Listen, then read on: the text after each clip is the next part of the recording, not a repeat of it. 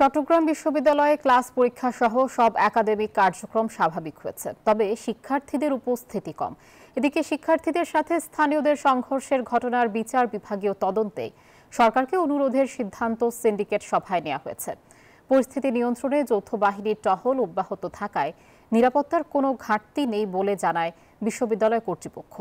সেনাবাহিনী, র্যাব, পুলিশের টহল অব্যাহত রয়েছে। এদিকে আহত শিক্ষার্থীদের তালিকা প্রকাশ ও ব্যয়ভার বহন করবে বিশ্ববিদ্যালয়। শিক্ষার্থীদের নিরাপত্তায় ক্যাম্পাসে মডেল থানা স্থাপনের উদ্যোগ নিয়েছে কর্তৃপক্ষ। সংঘর্ষের ঘটনায় ২১ সদস্যের তদন্ত কমিটি গঠন করা হয়েছে।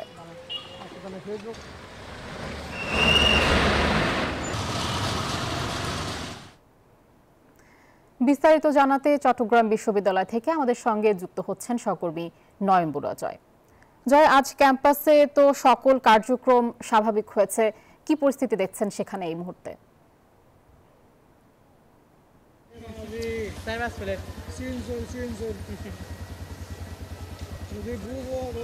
ধন্যবাদ আপনাকে।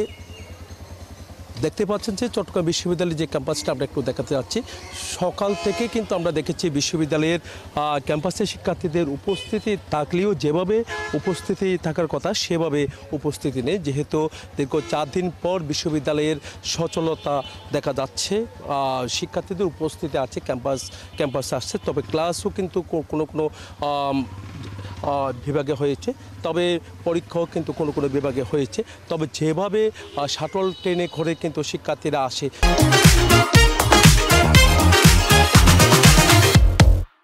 সেভাবে কিন্তু শাটল ট্রেন আসলেও শিক্ষার্থীদের উপস্থিতি অনেক কম। সব মিলে বলা যায় শিক্ষার্থীদের উপস্থিতি কম থাকলেও কিন্তু ধীরে ধীরে কিন্তু শিক্ষার্থীরা তারা যেহেতু আতঙ্ক অনেকটা কাটতে শুরু করছে। শিক্ষার্থীরাও চাচ্ছে যেন আবারও বিশ্ববিদ্যালয়ের যে প্রাণচাঞ্চল্য সেটা ফিরে আসুক। একই সাথে আইনশৃঙ্খলা বাহিনী তারাও কিন্তু সতর্ক অবস্থানে আছে, যেহেতু স্ট্রাইকিং ফোর্স তারাও কিন্তু সতর্ক অবস্থানে আছে। এই ঘটনায় 8 জনকে আটক করা হয়েছে, আরও কয়েকজনকে আটক করার জন্য অভিযান অব্যাহত রয়েছে। একই সাথে যে 21 জনের যে কমিটি গঠন করা হয়েছে, তদন্ত কমিটি, আজ থেকে তারা তদন্ত কমিটির কার্যক্রম তারা শুরু করেছে। ঘটনাস্থল কিন্তু পরিদর্শন শুরু করেছে বলে আমাদেরকে জানিয়েছেন। তো দেখতে পাচ্ছেন যে আমরা বিশ্ববিদ্যালয়ের যে ক্যাম্পাস এলাকায় একটু দেখা যাচ্ছে, বিশ্ববিদ্যালয়ের শিক্ষার্থীরা আশপাশে কিন্তু ঘোরাফেরা করছে। আইনশৃঙ্খলা বাহিনীর সতর্ক অবস্থান আছে। কিছুক্ষণ পর কিন্তু আমরা দেখতে পাচ্ছি টহল তারা জোরদার করছে। তবে বিশ্ববিদ্যালয়ের শিক্ষার্থীদের যে আতঙ্ক সেটা কিছুটা কাটতে শুরু করছে। যারা আহত হয়েছে তাদের অবস্থা কিছুটা উন্নত দিকে, কিন্তু যারা আহত হয়েছে তাদের যে দাবি, যে মামলাগুলো করা হয়েছে বিশ্ববিদ্যালয়ের পক্ষ থেকে, সেই মামলায় কিন্তু যে উস্কানিদাতা এমনকি যে দারোয়ানকে নিয়ে এই ঘটনা ঘটেছে তাকেও কিন্তু মামলায় রাখা হয়নি, এমন অভিযোগ কিন্তু করেছে। এই ছিল আমার এখানকার সর্বশেষ। ফিরে যাচ্ছে স্টুডিওতে আপনার কাছে। জয়, আপনাকে ধন্যবাদ।